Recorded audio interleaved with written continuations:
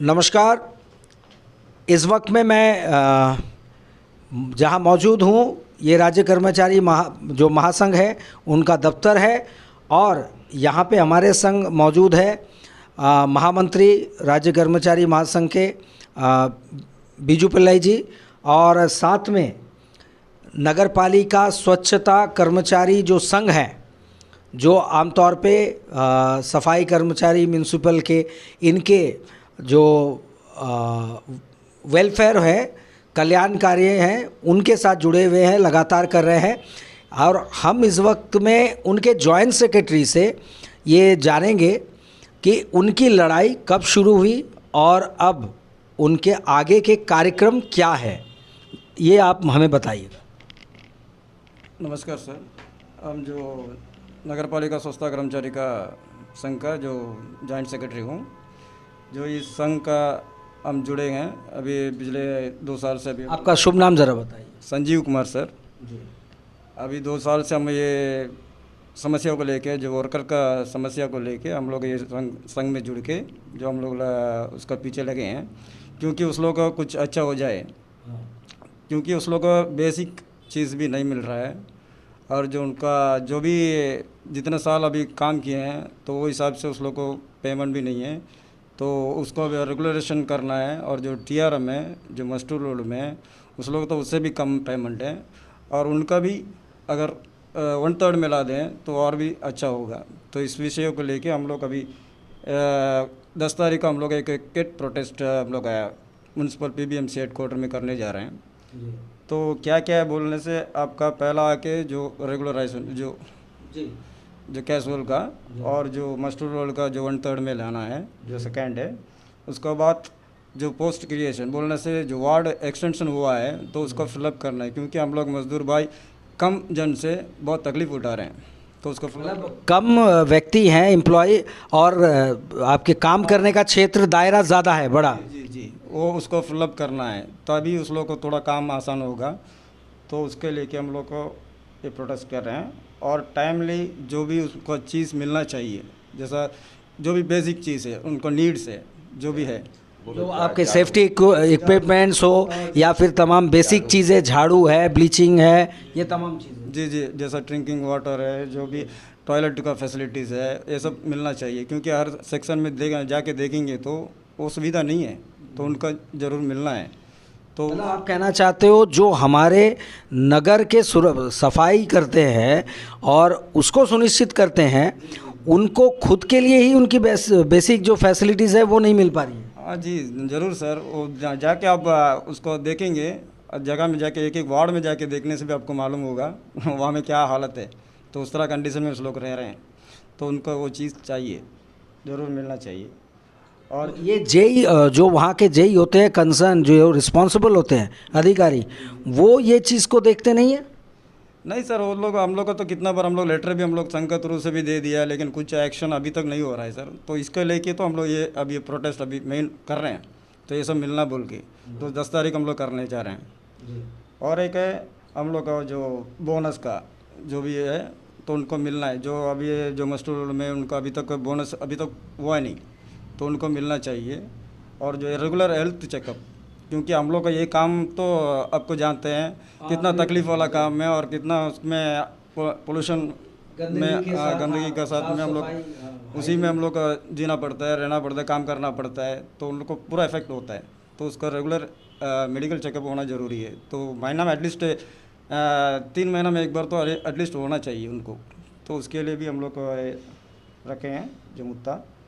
तो उसके बाद तो जो हम लोग ऑफिशियल अगर लेवल में जाएंगे तो हम लोग सैनिटरी वर्कर के लिए कुछ भी उन लोग को रिस्पांस बराबर नहीं मिल रहा है, और अभी तक का एक पे स्लिप भी हम लोग का सेक्शन में बराबर नहीं पहुंच रहा है। तो उसको लेके भी हम लोग ये एक 8 पॉइंट हम लोग रखे हैं। तो इसके लेके हम लोग गेट प्रोटेस्ट अभी करने जा रहे हैं सर। तो हम ये चाहते हैं कि सारे वर्कर को हम ये बताना चाह रहे हैं कि 10 तारीख को ज़रूर सभी वर्कर्स आके इसमें मिलिए और अपने विषयों को, अपने डिमांड को वहाँ में सामने रखना है, तभी हम लोग को जितना भी मांग है जब पूरा होगा। चलिए एक चीज़ आपका शुक्रिया। बीजू जी, ये बताइए कि गेट प्रोटेस्ट की नौबत आई, क्योंकि गेट प्रोटेस्ट या धरना प्रदर्शन तब होता है जब जो पत्राचार किया जाता है, कॉरस्पॉन्डेंस होते हैं, मीटिंगों का दौर होता है और वो समय जब समाप्त हो जाती है और कोई नतीजा नहीं निकल पाता है, तब जा कर के ये स्थिति बनती है। तो क्या इससे पहले पत्राचार किया गया और कब से किया गया? इसमें 2021 अगस्त से हमने स्टार्ट किए थे।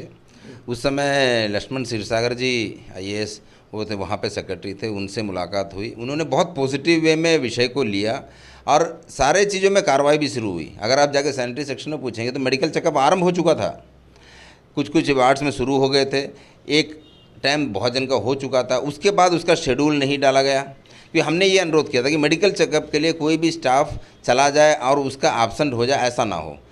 सरकारी तंत्र के तहत उनका बाकायदा लिस्ट बना जाए। आज इस वार्ड में टोटल अगर 24 वर्कर है तो उसमें से 8 जन को आज का दिन दे दिया जाए, जिससे वहाँ का काम भी बाधित ना हो और उनका हेल्थ का जांच भी हो जाए। तो वो वे में सारे चीज़ हमने सुझाव रखा और लक्ष्मण जी उसको बहुत अच्छे तरीके से लिए और उसके बाद में उसमें कार्रवाई भी हुई। उसके बाद हमने अनुरोध किया था कि एक शिकायत हर जगह से आता है कि सैनिटरी वर्कर सबसे ज़्यादा दारू पीता है, उनका जो लाइफस्टाइल है बहुत ख़राब है।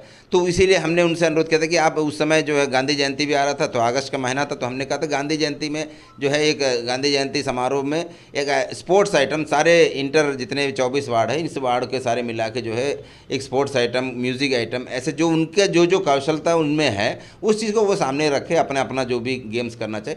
तो वो सारे चीज़ को हमने उसमें अनुरोध किया था और उस विषय में मेरे को 2-3 बार वहाँ से ऑर्गेनाइज़र का फ़ोन भी आया था कि आप इसमें कैसे चाहते, क्या क्या चाहते हैं। तो हमने उसमें अनुरोध किया था कि जो ओलंपिक एसोसिएशन है उनसे आप संपर्क करके उनका साथ में उनको कनेक्ट भी किया था। जैसे ही क्षीरसागर जी का ट्रांसफ़र हो गए वहाँ से तुरंत सारी फाइलें बंद हो गई। तो लेकिन कामगार के हित में जो काम होना है उसको लेकर जैसे कार्रवाई शुरू होना है वो जो है अंत तक नहीं पहुँच पा रहा है, क्योंकि सैनिटरी वर्कर के साथ में बिल्कुल एक मनुष्यता वाली एक जो है बर्ताव वो भी मानसिकता विकृत है, इनकी पॉजिटिव सोच नहीं है। जरूर। और इसके बाद में जो है पिछला 2021 दिसंबर में जो है वहाँ के सुपरिटेंडेंट इंजीनियर के नेतृत्व में एक कंसल्टेशन मीटिंग भी बुलाया था। उसमें सारे विषय पर चर्चा हुई, सारे में सोल्यूशन क्या क्या होगा, टाइम लिमिट, सारी चीज़ लिखा गया, मिनट्स बाकायदा जारी किया गया। लेकिन उसके बावजूद भी उस पर भी किसी प्रकार का कोई कार्रवाई नहीं हुआ। एक बार उसके बाद में सिर्फ चर्चा के बाद एक बार झाड़ू इशू हुआ, जबकि हमने अनुरोध किया था कि हर महीने कम से कम एक झाड़ू इशू किया जाए। और एक झाड़ू का अगर आप वाकई में देखा जाए कि वो जो झाड़ू मार रहे हैं वो ज़्यादा 21 या 22 दिन, आप सोच के देखिए, मैं इतना गिन के आपको तिथि बता रहा हूँ, तो कहीं ना कहीं हम इसमें उतना उतरे हैं, काम कर रहे हैं। आज का तारीख में अगर सैनिटरी सेक्शन के आसपास कोई नारियल पेड़ से पत्ता गिर जाए वो तुरंत निकाल के झाड़ू बना रहे हैं, क्योंकि उनको झाड़ू मिल नहीं रहा है। वो पैसे दे के झाड़ू खरीदने की नौबत में आ गई है। नहीं है तो उस वार्ड के काउंसलर से अनुरोध करते, काउंसलर नहीं तो कहीं से कलेक्शन करके देता है। ये सारी परिस्थितियाँ आ चुकी है। हमने तो यहाँ तक निर्णय लिया था कि हम पूरे नगर पालिका स्वच्छता कर्मचारी टीम के लोग निकल के मार्केट में भीख मांगेंगे कि भैया हमें आप दान में दीजिए, झाड़ू दीजिए, हमें ग्लव्स दीजिए, हमें मास्क दीजिए, हमें जो भी प्रोटेक्टिव गियर वो दीजिए। अब करें क्या, किस हद तक हम बर्दाश्त करें? उनकी जो कार्य करने की परिस्थिति है वो अगर आप जाके सीधे तौर पर देखें तो कभी भी आपको मतलब थोड़ा सा भी नहीं लगेगी सरकार कर क्या रही है। ये शिकायत तो पूरे शहर में है। अंडमान निकोबार जानती है कि आज अंदरूनी परिस्थिति ये हमारे पोर्ट ब्लेयर म्यूनसिपल काउंसिल की क्या है, और साथ में जो थोड़ी बहुत प्रयास, जो एक्सपेक्टेशन जो रहती है कहीं ना कहीं कर्मचारियों का, कि चुन कर के आएंगे जो प्रतिनिधि, उनके तरफ से कुछ सकारात्मक रवैया दिखाई देगा, वो भी कहीं ना कहीं आप लोगों को नहीं लगता है कि वो स्थिति भी नहीं बन पाती है उनकी ओर से, प्रतिनिधियों की ओर से? प्रतिनिधियों के समक्ष में सारे विषय रखा गया, लेकिन किसी भी तरीके से एक पॉजिटिव अप्रोच कहीं नहीं आ रहा। इसीलिए मैंने वो शब्द कहा कि मनुष्य, मानव के समान भी कम से इनसे व्यवहार कर ले, क्योंकि एक मानव को जीने के लिए भी पानी चाहिए। आप किसी भी कार्यस्थल में चला जाए, कहीं पानी की व्यवस्था नहीं है पीने की। हमने नगर पालिका स्वच्छता कर्मचारी संघ के माध्यम से बहुत सारी जगह में पानी का बोतल और उसका कंटेनर, सारी चीज़ हम सप्लाई किए, वहाँ पर लेके इंस्टॉल कराए, उनको रेगुलर पानी अच्छा मिलने का व्यवस्था तक करवाए। तब कंप्लेंट ये होने लगा कि उनको ईगो में लग गया कि ये इस लोग क्यों कर रहा है, आप नहीं प्रदान कर रहा है, तब जाके ये चीज़ हो रहा है। अब टॉयलेट की व्यवस्था, अगर गलती से कोई एक वर्कर को अगर टॉयलेट आ गया या डिसेंट्री हो गया, वो उस दिन ड्यूटी नहीं जा सकता, ये स्थिति है। पुरुष ठीक है, आसपास कोई होटल है कहीं है चला जाएगा, लेकिन महिलाएं तो महिलाएं कहीं नहीं जा सकती, वो वापस घर जाने के सिवा और कोई मार्ग नहीं बचता है। लेकिन यही स्थिति अगर म्यूनसिपल काउंसिल जो ऑफिस है उसके अंदर अगर ये परिस्थिति हो जाए तो क्या सबके सब काम कर सकते हैं? उसी स्तर पर क्यों नहीं सोच रहे हैं आप इन सैनिटरी वर्करों को भी? इनके साथ भी वही भाव नहीं आता किसी भी क्षेत्र में काम करते समय, क्यों मांगना पड़ता है। आपको तो अच्छे से याद होगा कि भारतीय मजदूर संघ और उसके जितने भी आयाम हैं सब राष्ट्रहित में कार्य करती है।